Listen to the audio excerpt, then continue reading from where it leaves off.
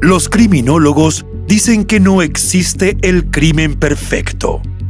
Lo que existe es el crimen mal investigado. Siempre, en cualquier investigación, aparece una pista clave que lleva hacia el asesino.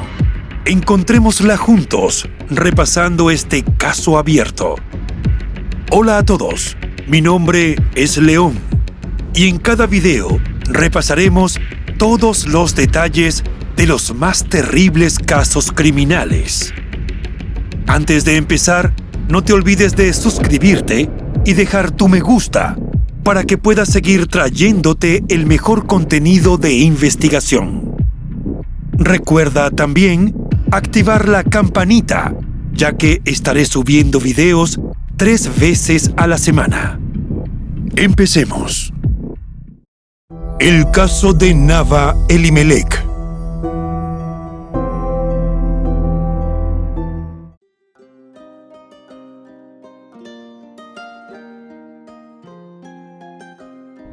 Nava Elimelech nació el 28 de noviembre de 1970 en el Hospital Shalom de Jaffa, en Israel. Era la hija menor de la pareja conformada por Maclov y Mazal Elimelech, quienes tuvieron 3 hijos más. El mayor de los niños fue Yossi y el segundo, Jacob. Luego tuvieron a Efrat, la mayor de las niñas, y cuando nació Nava, era la consentida de todos sus hermanos mayores. Mazal y Maclov eran parientes lejanos. Después de que los árabes secuestraran a 2 familiares, los padres de Mazal decidieron enviarla a Israel. Tenía entonces 14 años y para poder emigrar sin sus padres, se sumó 4 años a sí misma. La madre y la hermana de Maclov se la llevaron con ellos. Luego de casarse, vivieron en condiciones difíciles en Kiryat Yuval, en Jerusalén. Pasaron días sin trabajo, sin pan y sin verduras, recordó la pareja tiempo después, pero afirmaron que había amor fraterno, amor al prójimo y uno ayudaba al otro. Yossi y Jacob nacieron en Jerusalén. El padre trabajaba en Wisho, en una fábrica llamada American Shoe Factory. Cuando la fábrica cerró, se mudó a Jaffa y solo podía volver a ver a su familia los fines de semana. La familia decidió unirse a él. Se instalaron en Rambam Street, en Bat Yam, y un mes más tarde nació Efrat. Al igual que sus 3 hermanos, Nava también estudió en Gordon, en la calle donde vivían. La niña estaba en 3er grado cuando Yair Eliezer, profesor de deportes y subdirector, la conoció. Dijo que amaba sus conversaciones con la pequeña, que tenía unos ojos brillantes y felices, además de muy buenas habilidades para los deportes. Era especialmente buena en voleibol y Yair le decía que pensara en una carrera deportiva, ya que ella se tomaba en serio las lecciones y disfrutaba cada actividad física. En cuanto a su desempeño académico y social en la escuela, Nava siempre destacó.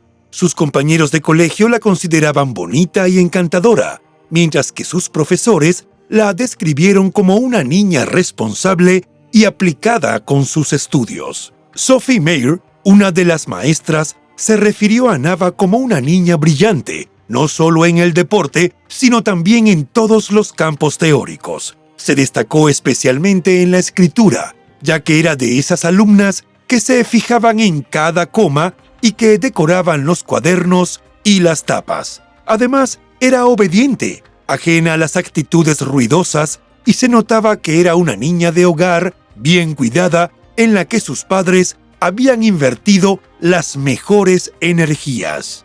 Otros docentes se refirieron a ella en muy buenos términos, como una chica de muy buen comportamiento que siempre mantenía a sus padres informados de lo que estaba haciendo, y aunque estaba en la edad de hacer travesuras, no era aventurera. Agregaron que ella venía de una buena casa, con padres que la apoyaban, y ella respondía al apoyo y la confianza, esforzándose por ser una estudiante por encima del promedio. Eso hacía que todos los maestros estuvieran encantados con la niña. Nava había pasado el verano de 1981 con sus padres en un hotel en Eilat. Shimon Peres, quien fue primer ministro israelí, también llegó a la ciudad como parte de su gira en la ruidosa campaña electoral de 1981. Nava llamó su atención y el destacado político le pidió que se tomara una fotografía con él. Así de carismática era la niña. Por ser la más chica de la casa, sus hermanos eran bastante cuidadosos y amorosos con Nava. Además, la niña tenía una personalidad especial, según sus allegados, quienes la describieron como alguien alegre cuya presencia se hacía sentir en la casa familiar y fuera de ella. El sábado 20 de marzo de 1982 era un día soleado. Josie visitó a sus padres en la mañana, intercambió palabras completamente normales con Nava y se fue. A diferencia de su costumbre, cada Shabbat, Jacob no acudió a visitar a sus padres, sino que se quedó con su esposa. Al mediodía, los esposos Elimelech se retiraron al dormitorio. Nava aparentemente estaba aburrida y escribió una nota a sus padres para informarles que iría a la casa de Talí, una amiga de la clase que vivía a unos 300 metros. Les pidió que no se preocuparan y firmó como la hija que los quería mucho. Nava era una típica niña judía apegada a sus tradiciones y a su familia. De hecho, una de sus mayores ilusiones era celebrar su Bat Mitzvah cuando cumpliera los 13 años. En esa edad exacta, un joven o jovencita judíos adquieren la obligación de observar los mandamientos del judaísmo. Bar o Bat Mitzvah significa literalmente hijo o hija de los mandamientos. Nava no veía el momento de llevar a cabo esa celebración, mediante la cual pasaría a ser una judía activa y responsable tanto en la sinagoga como en la comunidad judía en general. Pero tendría que esperar porque apenas tenía 11 años y 3 meses. Ese sábado, Nava llevaba pantalones rojos y una camisa a tono. Su hermana, Efrat, de 19 años, estaba sentada con 2 amigas en la parada de autobús al otro lado de la calle.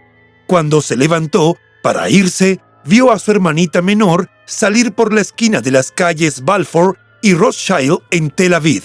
Nava tenía uno de sus pendientes abiertos y Efrat intentó ayudarla a cerrarlo, pero la chica lo arregló por su cuenta. Luego, cada una se fue por su lado. Efrat creyó escuchar que Nava la llamó con un grito, pero volteó y no vio nada. Pensó que era una jugada de su mente y siguió su camino a casa. Apenas Efrat entró a la casa, su madre Masal le preguntó dónde estaba Nava, y ella le respondió que acababa de verla y que iba a encontrarse con Talí. Pero la madre estaba preocupada porque Talí había llamado para decir que no había llegado. A Efrat le pareció raro que llamara tan pronto y se lo comentó a Masal. Los padres se pusieron ansiosos y denunciaron inmediatamente su desaparición a la policía, que empezó a investigar horas más tarde en la noche. Durante los días siguientes, los agentes, junto con miles de voluntarios, buscaron en toda la región de Gush Dan.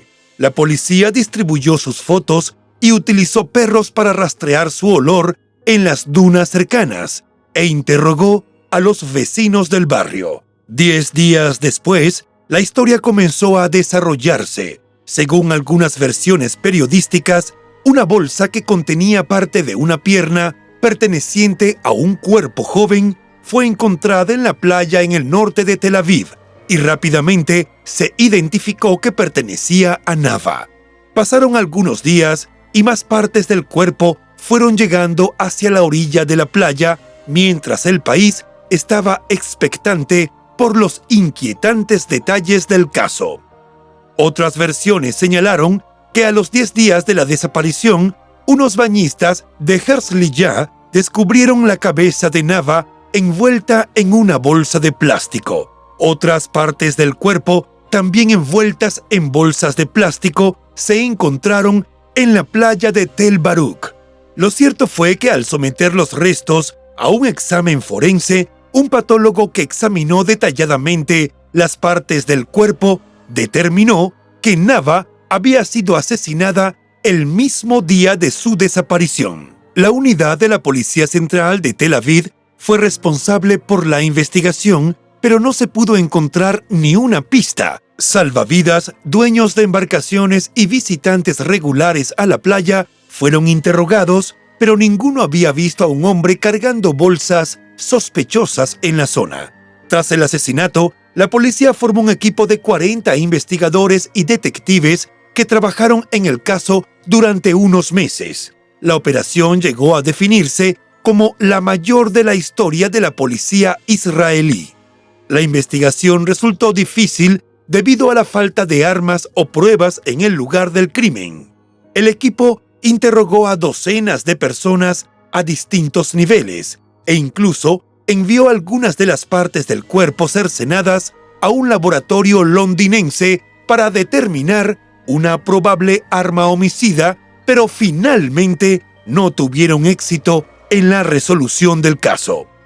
Inicialmente, pensaron que el asesinato de Nava fue cometido como un acto de venganza en contra de su familia, según se desprende de lo que dijo en ese entonces el hombre que estaba a cargo de la estación de policía Bat Yam, Samir Azaria.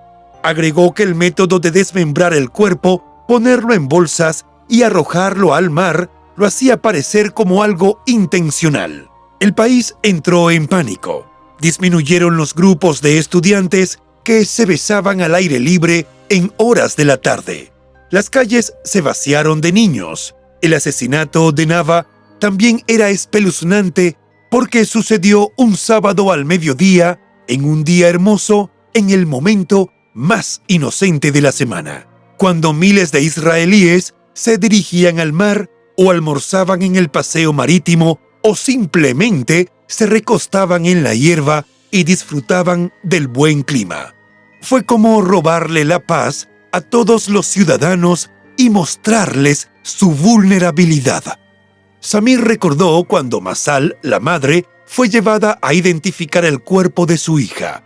Describió ese momento como el más difícil, más que el evento en sí mismo, ya que el mismo día en el que se informó que encontraron las partes del cuerpo, la madre le preguntó y lo presionó para que se le permitiera identificarlo. No tenían muchos detalles en esa etapa, pero por la presión y para honrar su deseo, le permitió hacer la identificación. Sin embargo, para tener la situación controlada, le pidió al Instituto Forense que preparara el cuerpo de forma acorde, que arreglaran la cama de un modo que solo la cabeza se pudiera ver. No necesitaban más para el reconocimiento y tampoco tenían mucho más por el desmembramiento. Cuando Samir y Masal llegaron, se quedaron allí con un doctor, un oficial del escuadrón juvenil y un trabajador social. Ellos acercaron la cama y revelaron la cabeza. Entonces Masal dijo que sí se trataba de su hija e inmediatamente pidió que la dejaran ver el cuerpo entero y todos se quedaron en shock. Tras la identificación de los restos, los familiares de Nava organizaron el funeral y posterior entierro de la pequeña. Cientos de habitantes de la región se acercaron a presentar sus respetos y condolencias. Investigadores mantuvieron que el asesino no pudo haber actuado solo, ya que el cuerpo fue mutilado y movido de la escena del crimen a diferentes locaciones de la playa, y nadie fue descubierto. Abraham Tugerman, quien para el momento era comandante del distrito policial de Tel Aviv, dijo que el grupo que investigaba el asesinato fue uno de los más grandes jamás reunidos por la policía. Contaron con la ayuda de todo tipo de especialistas, científicos forenses, oceanógrafos, psiquiatras y psicólogos. Trabajaron en muchas direcciones muy intensamente, pero no encontraron nada. La policía ofreció una conferencia de prensa y anunció que el asesino era un loco que aún no había sido capturado y advirtió que probablemente se trataba de un psicópata o un desviado sexual.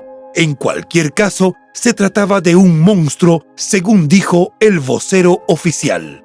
Los investigadores prometieron hacer todo lo posible para capturar al asesino y le pidieron al público que no entrara en pánico. Pero lo cierto era que ya la ciudadanía estaba en pánico. Los padres le imponían un toque de queda a los niños y los periódicos publicaban reglas de precaución. En 1982, el oficial de policía Isaac Gatenju fue parte del equipo de investigación que se hizo cargo del caso, considerado el más sensible de investigación de la policía israelí en ese entonces. A él le correspondió investigar a los delincuentes sexuales. Revisó cientos e investigó decenas, ya que se estimaba que el asesino era un delincuente sexual o un terrorista. Sin embargo, todo parecía conducir a un callejón sin salida.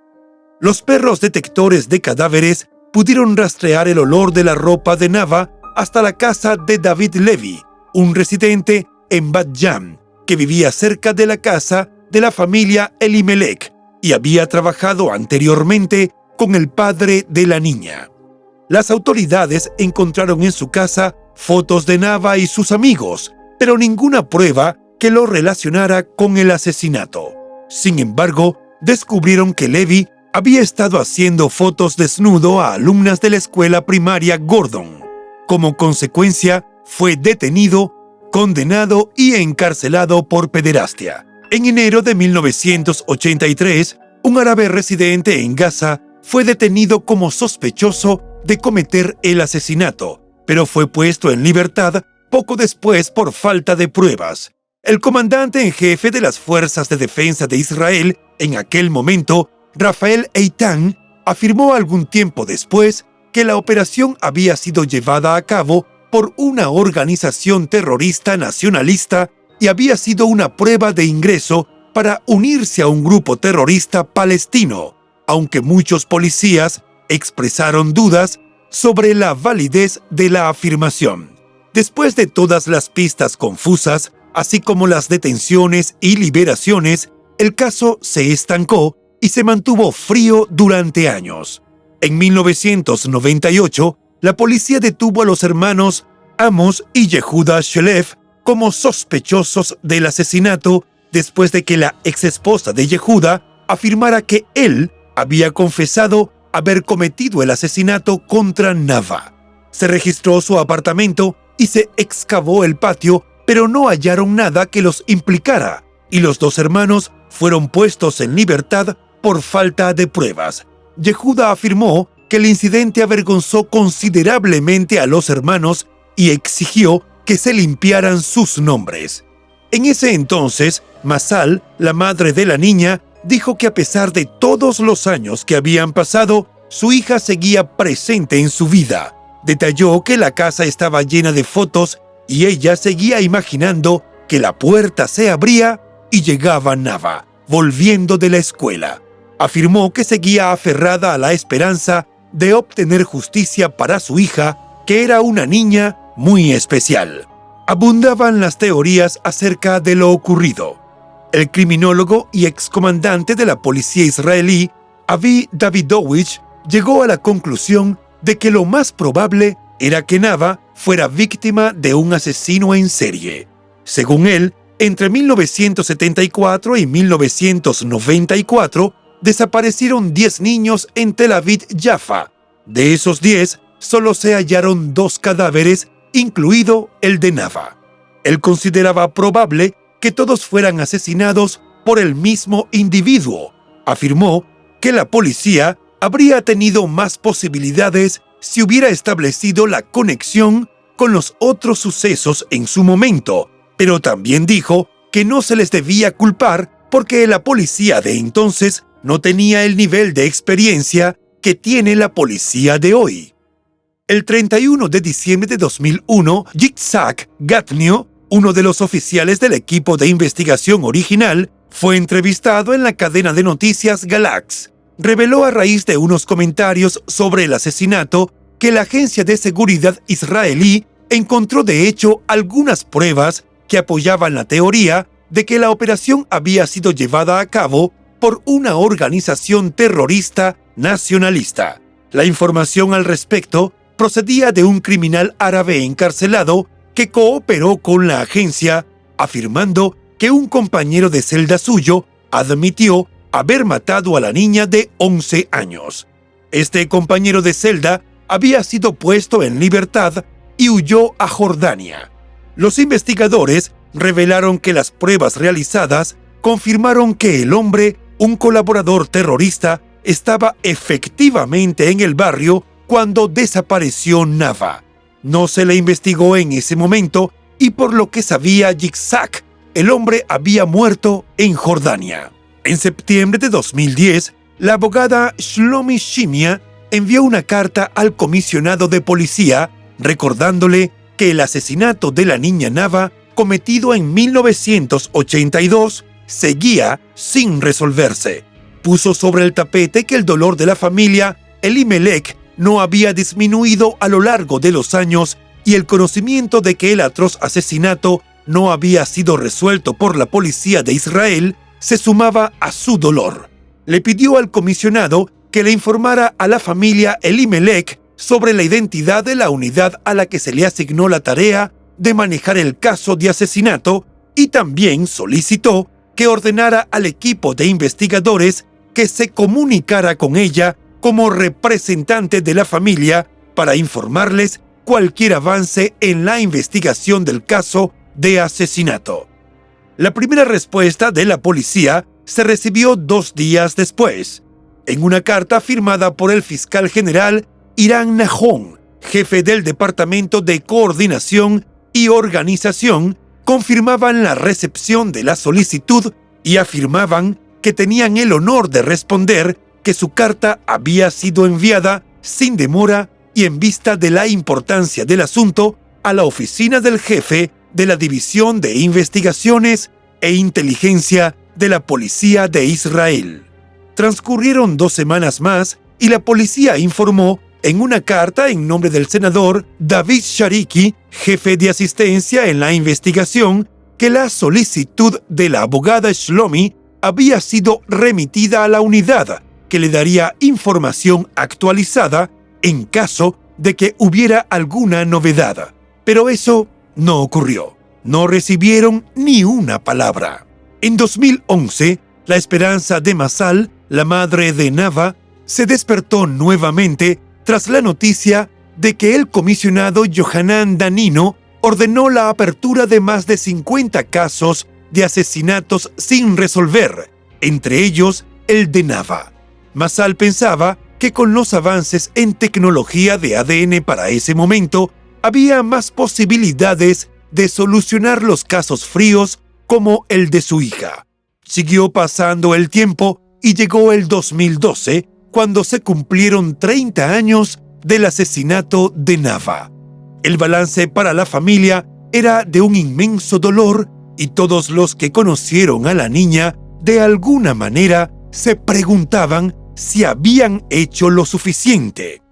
Entonces se supo de los remordimientos de conciencia de una vecina que no abrió la puerta cuando Nava tocó el intercomunicador apenas cruzó la puerta del edificio, aparentemente con la intención de volver a su casa. Como era la hora de la siesta, la mujer contestó malhumorada y la niña optó por seguir su camino. Luego se encontró con Efrat, que también se cuestionaba, 30 años después, si realmente escuchó el último grito de su hermana y no hizo lo suficiente por indagar si algo le ocurría. La duda la atormentó a lo largo de los años y ni siquiera se atrevía a admitir que había escuchado ese llamado. Sin embargo, una amiga que estuvo con ella en la parada la última vez que vieron a Nava indicó que era imposible que hubiera oído algo, porque el lugar estaba lleno de gente y había mucho ruido en el ambiente. Atribuyó todo a jugadas de la mente de Efrat en un intento por encontrar respuestas. En cuanto a la respuesta de los investigadores, el balance 30 años después arrojó que fue demasiado lenta. En los casos de secuestros de niños, las primeras horas son fundamentales para marcar la diferencia entre la vida y la muerte. Y en el caso de Nava, la búsqueda comenzó en la noche, pese a que los padres informaron al mediodía. Jacob, quien para ese entonces tenía 57 años, esperaba que se revelara quién fue el asesino. Su hija, Alisa, agregó que su padre y sus tíos, los hermanos de Nava, no perdían la esperanza de encontrar al responsable, a lo cual Jacob respondió que, básicamente, ansiaban darle una respuesta a sus padres que ya superaban los 80 años de edad y cada día esperaban que llegara el mensaje sobre la captura del asesino de su hija. Josie, el hermano mayor, quien tenía 59 años, en el 30º aniversario de la desaparición de Nava, dijo que realmente ya no le interesaba contactar a la prensa, pero que accedía a las entrevistas para hacer que algo se moviera. Su deseo era que la policía programara una reunión con la familia y que le dijeran especialmente a sus padres ancianos lo que estaba en el caso, lo que no estaba en el caso y lo que realmente podían hacer. Dijo con dolor que su madre, Masal, esperaba que, mientras viviera, ese monstruo o escoria fuera atrapado, pero cada vez tenía menos fuerza y estaba clamando por una respuesta de la policía. Señaló que lo peor era no saber dónde estaban parados porque nadie les hablaba con sinceridad. En 2019 hubo otro hecho de relevancia. La policía, con la aprobación del tribunal, exhumó los restos de Nava para realizar pruebas adicionales en el Instituto Forense Abu Kabir. Los investigadores informaron en ese momento que compilaron un perfil del asesino, lo que implicaba que todavía estaba vivo, que su edad rondaba los 70 años y que tenía alrededor de 30 cuando se cometió el crimen. Agregaron que debía ser alguien con antecedentes penales y que vivía en el centro de Israel. Se asignaron 100 detectives en total al caso tras su reapertura debido a los avances en la tecnología de identificación por ADN. La investigación se consideró altamente confidencial y reinó el hermetismo. El 29 de agosto, Amos Shelev, quien en su momento fue considerado una persona de interés en el caso, compareció para ser interrogado sobre el crimen. Sin embargo, el motivo no estaba claro, ya que no se le consideraba sospechoso. Al entrar en la comisaría, el hombre dijo que su citación era una completa tontería. Su abogado, Moshe Merosh, dijo que tenía la impresión de que la policía estaba sin pistas y que simplemente estaba haciendo una repetición de una investigación que terminó en nada en el pasado. Agregó que, aparentemente, la exhumación del cuerpo fue injustificada y la policía trataba de encubrir sus errores por todos los medios posibles. En las 4 semanas desde que se exhumó el cuerpo de Nava, el Instituto de Medicina Forense de Abu Kabir realizó la autopsia de los restos, pero no arrojó información que pudiera hacer avanzar la investigación debido a que los restos se encontraban en muy mal estado. Trascendió que en esos mismos días de agosto de 2019, la policía les dio a los padres de Nava los aretes que ella tenía puestos cuando la mataron, pero no les dijeron cuándo ni dónde los encontraron. Jacob, uno de los hermanos, dijo en ese momento que no tenían nueva información aparte de los aretes, que definitivamente les daban esperanza, porque los policías dijeron que cuando terminara la investigación, le darían a la familia todas las respuestas. Por el momento, el caso seguía abierto y no se había revelado ninguna información nueva debido a que también se emitió una orden de mordaza contra la publicación de cualquier detalle.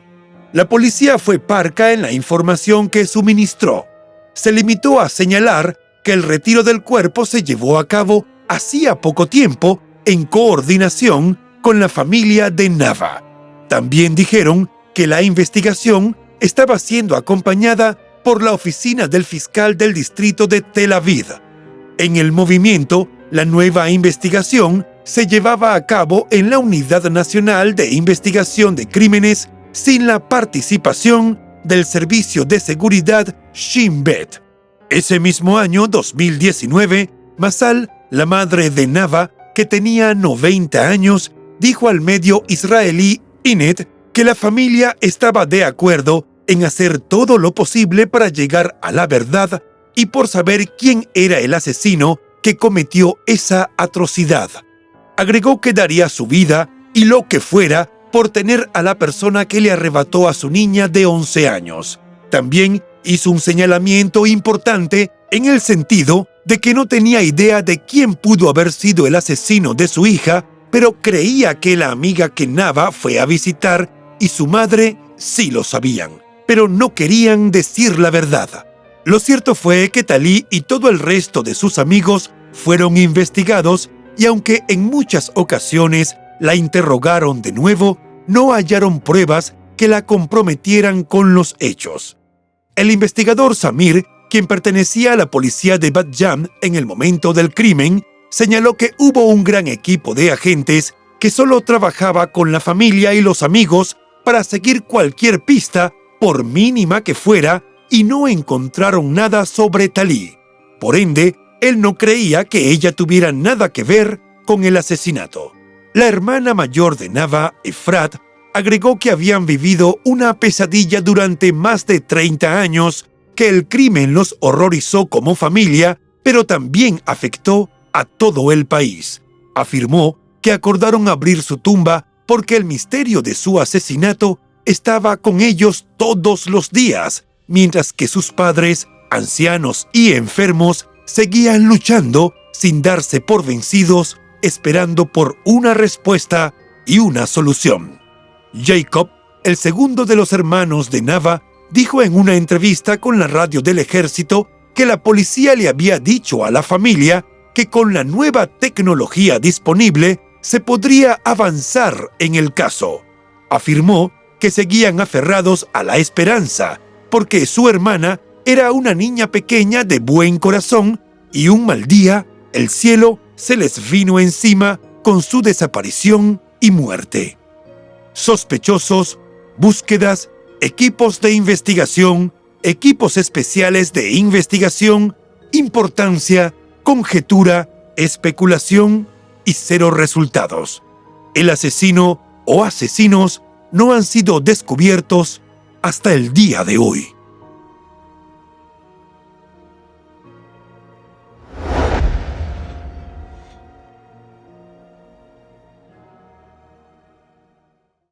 Y bueno, hasta aquí el caso de hoy. Como siempre agradezco tu apoyo a mi trabajo. Si te suscribes, das un me gusta y compartes este video, me ayudarás a seguir creando contenido. Hasta pronto.